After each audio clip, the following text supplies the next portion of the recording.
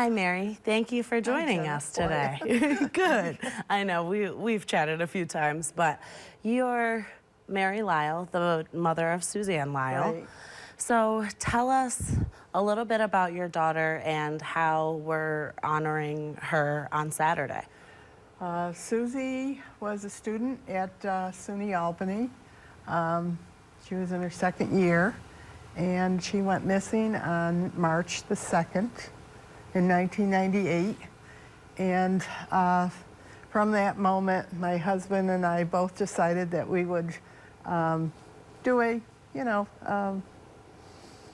something to help out our family, but also to help other families that were going through the same thing.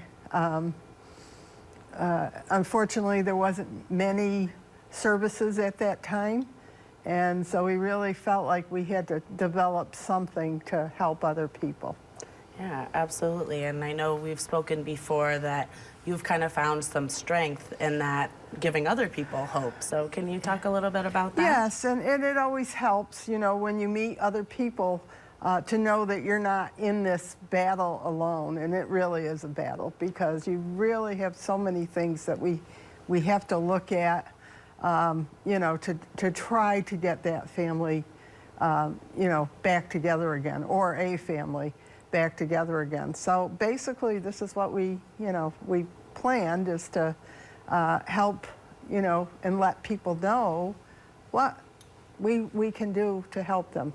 Yeah, because you don't have to be just kind of a standby observer in your loved one's case. There are things that family members can do to get involved. And basically, we tell them, you really need to be your own investigator, because after so many weeks, the police move on with other cases, and your case becomes a cold case, basically. But I'm sure Missing Persons Day helps to kind of guide them in the right direction, because sometimes they always feel kind of rejuvenated after meeting other people, saying, I'm not alone in this battle, and and basically that's it. So how has it grown since 2000 when you started? It looked a little different than it does now. It has grown, and there are years when people don't come, because maybe they've found something and they don't feel like they need it right away, but then people come back. And, it has grown. Hopefully we'll have a group of people that'll come on Saturday that need to have more information about finding their missing loved ones.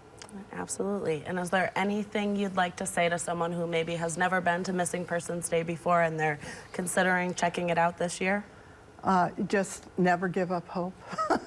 Basically, that's it. We never give up hope, and we try to help them along their journey to help to find their missing loved one. Yeah. Well, you are a true beacon of hope for families in New York and across the country, so we appreciate you, Mary. Thank you. Yeah. All right. Hi, Tina. Welcome back to Evidence Room. You are like a fan favorite now. Well, thank you. So tell us about Missing Persons Day this weekend. What can we expect, and who's going to be there? All right. So Missing Persons Day is this Saturday.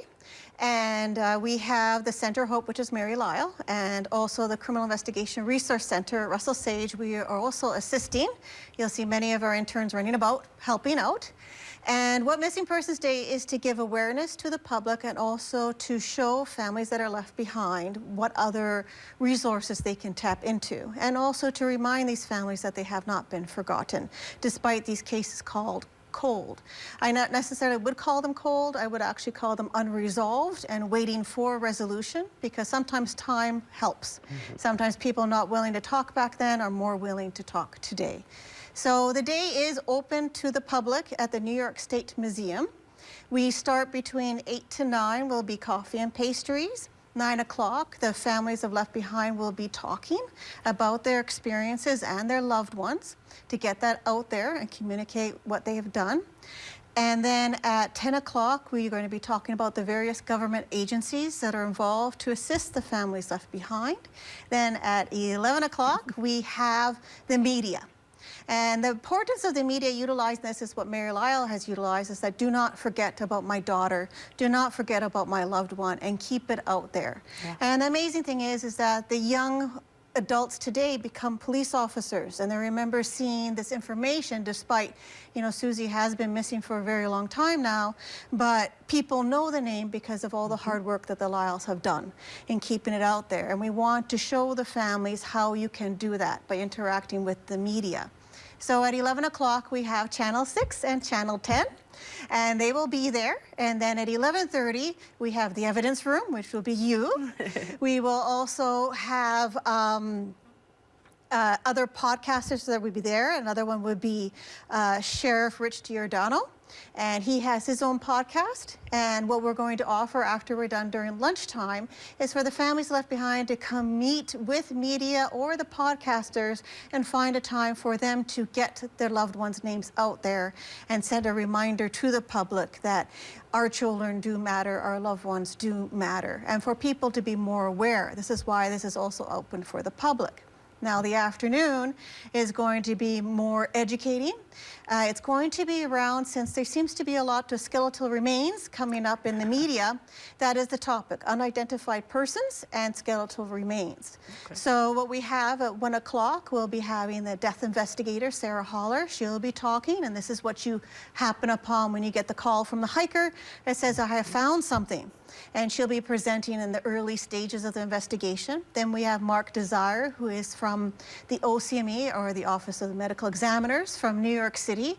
And he'll be talking about unidentified persons, because sometimes what happens, these people, they overdose in someone's house and they take the body outside and kind of put it out the streets so it's not connected to anybody. It's like self-incrimination. So you have these unidentified bodies. So he's going to talk about the process involved in there, NamUs, and also genealogy for a little bit. Then the ending speaker will be Dr. Mercedes Fabian, forensic anthropology, and she'll be talking about what information skeletal remains can offer. And like how can you identify gender, race, and age, and other information that will be useful for the investigation, the process of identifying a possible loved one. Oh. And then at the end of the day, we'll be getting tea lights, and we'll be walking to the memorial to remember the ones who have been lost. And Mary gives a speech, and we have a moment of silence. Sounds like a very action-packed but educational day. Yes. For both the public and missing, families of missing loved ones. How should we try and, kind of digest this? Like, that's a lot of information. Yes, it is. Things like skeletal remains. And what would you say to the public that's really interested in these topics? But I'm not a forensic psychologist. How do I go about kind of biting off this information?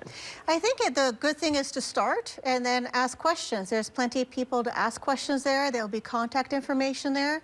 And for you to be open to it and to learn more about it. I know the public is curious. Many of the people, many of the loved ones wanted to know more about these skeletal searches, because like in the community I'm from, we've talked about Jaliek Rainwalker. A lot of people thought it was Jaliek Rainwalker that was at the pond. And people didn't understand what the process is next, what's taking so long.